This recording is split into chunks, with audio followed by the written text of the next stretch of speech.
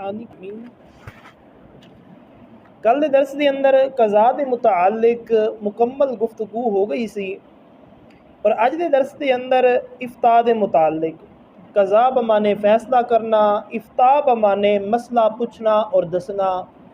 اس دے متعلق فتویٰ دینا۔ فقہاء کرام فرمانے فتویٰ دینا حقیقتاً مجتہد دا کام ہے، جڑا اجتہاد کرن والا ہو گیا۔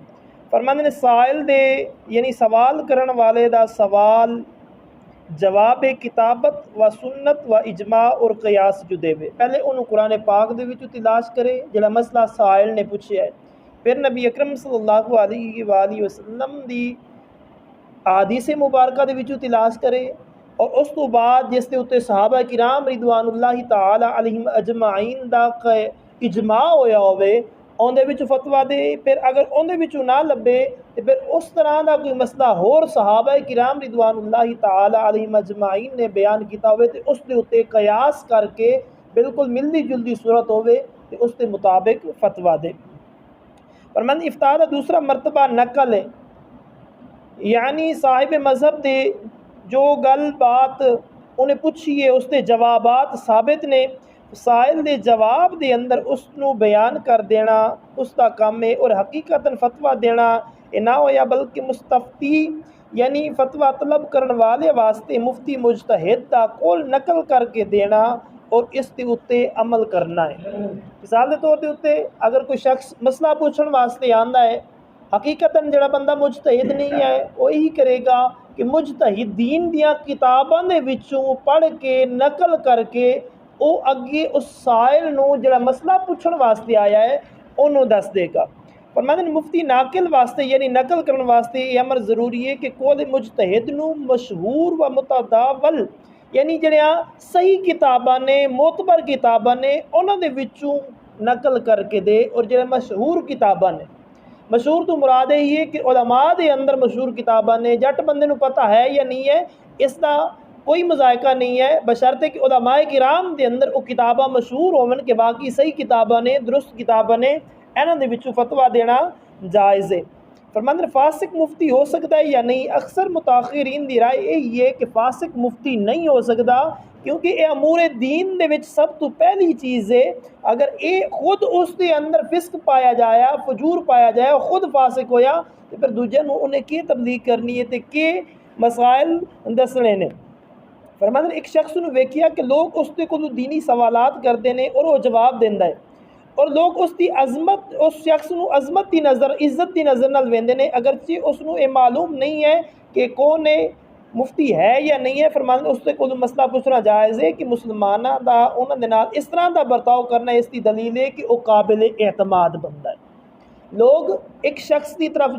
رجوع کرتے ہیں، کوئی بھی مسائل پیش آتے ہیں، فرماتے ہیں ایک نواں اجنبی بندہ چلا گیا ہے، انہوں کوئی مسئلہ درپیش آ گیا ہے، انہوں تحقیق نہیں ہے کہ کس نے کو مسئلہ پوچھنا چاہیے۔ فرماتے ہیں اگر لوگوں کو پوچھتا ہے کہ تسی کس سے کو پوچھتے ہو، اندر ساڈا قابل اعتماد بندہ ہی ہے کہ سانو قرآن و حدیث دے وچوں مسائل کڈ کے دیندا ہے، فرماتے ہیں ایسے بندے کو بھی مسئلہ پوچھنا جائز ہے۔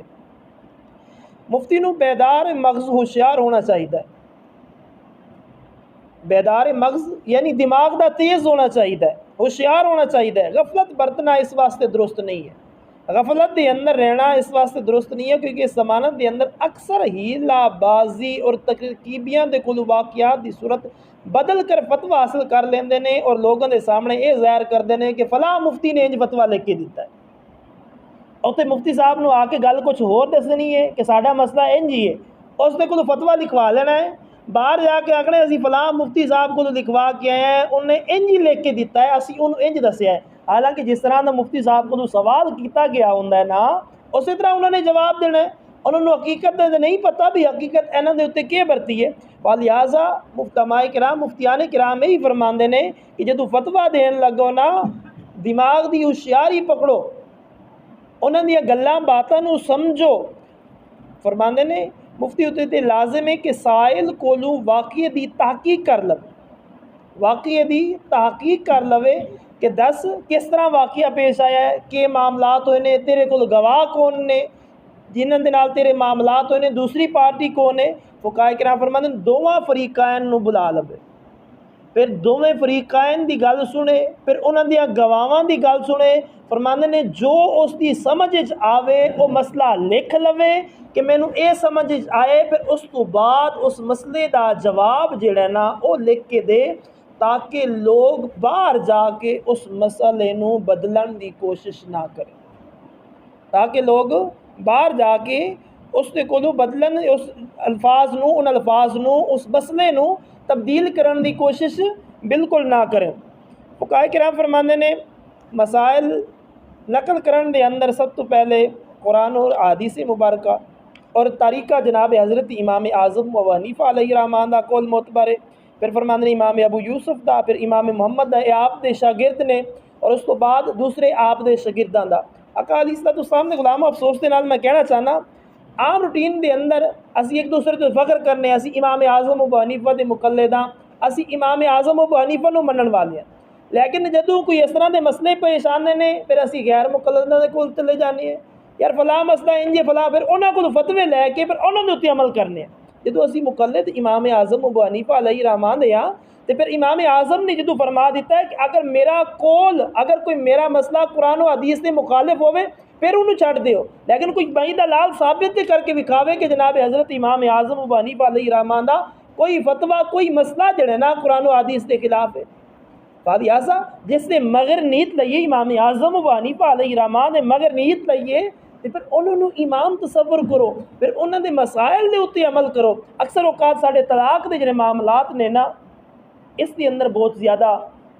الجھن لوگوں نے ہوندی ہے۔ کسی نے آکھنا ہے کہ 3 طلاقیں ایک وقت دے دیتیاں نہیں، لہٰذا تیری ایک ہی ہوئی ہے، 3 کو نہیں ہوئی ہیں۔ آقا علیہ السلام دے غلام سنی کول جاندے نے، انہوں نے 3 دیتیاں نے تے 3 ہی ہوئی نے، انہوں نے نہیں 3 دیتیاں نے تے ایک ہی شمار ہوندی ہے۔ پھر اسی اس نو یعنی حرام طریقے دے نال اسی گھر دے اندر بیوی رکھ لیندے، حرام طریقہ ہو گیا نا، جدوں نکاح ختم ہو گیا پھر اگے گناہ ہی بچیا نا، ایسے طریقے دے نال اسی رکھ لینے، اسی فلاں جگہ تو فتویٰ لے کے آئے۔ آقا علیہ السلام دے غلام جدوں مقلد امام اعظم ابو حنیفہ علیہ رحمان دے ہو، تو آپ نے جو مسئلہ نقل کیتا ہے کہ 3 مرتبہ طلاق آکھو گے تو وہ 3 مرتبہ ہی کہلائے گی، ہاں خلاف سنت ہے۔ طلاق دین دا طریقہ شرعی طور دے جس طرح میں پہلے درس دے اندر بھی عرض کر گیا کہ 1 مہینے 1 طلاق، دوسرے مہینے دوسری طلاق، اور تیسرے مہینے تیسری طلاق ہی دینی چاہیے، سنت طریقہ یہی ہے۔ اگر کوئی کٹھیاں بھی دے گا تو پھر بھی طلاق ہو جاندی ہے، اس کے اندر یہ نہیں آکھیا جائے گا کہ 3 مہینے دے اندر وکرے وکرے دیو تو پھر ہوندی ہے، اگر 3 کٹھیاں دے دو تو پھر نہیں ہوندی۔ مثال دے طور دے اوتے ہر مہینے میرے کو مسجد کی انتظامیہ خدمت کر دی، انہیں کسی وجہ دی 3 مہینے دی خدمت میں 1 مہینے دے اندر کٹھے کر لے، میں کہا نہیں میں نے تو 1 مہینے دی دیتی ہے، 2 مہینے ہر مہینے وکری وکری دے وے، پھر جڑے سیانے بندے ہون گے آکھن گے نہیں یار تینوں 3 مہینے دی کٹھی دیتی سی، وکرے وکرے دیندے تے تیرے کول آنے سن، کٹھے دے دیتے نے تے تیرے کول آ گئے نے۔ اسی طرح یہ بھی معاملات اسی طرح دے نے، لہٰذا فتویٰ لیندیاں وقت عقائد دا بھی خاص خیال رکھنا چاہیے کہ جس شخص کو جو اسی فتویٰ لے رہے ہیں اس دے اپنے عقائد کیسے، اس شخص دے اپنے عقائد کیسے نے، کیا اس نے اپنے عقائد درست نے، صحابہ کرام رضوان اللہ تعالی علیہم اجمعین دا گستاخ تے نہیں، اہل بیت دا گستاخ تے نہیں، آقا علیہ السلام دی ذات دا گستاخ تے نہیں، اللہ تبارک و تعالی دی ذات و پاک دے وچوں عیب لبن والا تے نہیں۔ پہلے عقائد درست ویکھ کے پھر اس نو یہ بھی ویکھنا چاہیے کہ میں جس کو فتویٰ لے رہے ہیں کیا وہ صحیح عالم دین ہی ہے یا پر انجی بنیا پھردا ہے۔ فرماندے نے اس چیز دی بھی تحقیق ضروری ہے، کیونکہ یہ جڑے معاملات نے نا یہ قبر و حشر دے معاملات نے، اگر دنیا دے وچ غلط بندے چوائس کر کے غلط فتویٰ لے کے غلط عمل کرے گا تو پھر قبر دے اندر انیرا ہی ہوے گا، اور اس چیز دا حساب و کتاب ہوے گا۔ اور اس چیز نو جس طرح کل دے درس دے اندر بھی میں عرض کیتا سی کہ سانو بھی اس چیز دے بارے غور و فکر کرنی، خاص کر جدوں اسی امام مسجد دا انتخاب کرنے ہیں اس وقت بھی سانو سوچنا چاہیے کہ اس شخص دے عقائد کیے نے، ایک کنا پڑھیا ہے اور کس طرح اس دے عقائد نے، اور کس طرح مسائل بیان کر دے اور کنوں پسند کرے۔ کیا امام اعظم ابو حنیفہ علیہ رحمان دا مقلد ہے، اپنے آپ نو صرف نام دا حنفی کہلان والا ہے؟ اس چیز دے اندر بھی خاص غور و فکر کرنی چاہیے۔ دعائے اللہ تبارک و تعالیٰ تانوں مینوں اسی ساریاں نو دنیا دے اندر رہندے ہوئے فکر آخر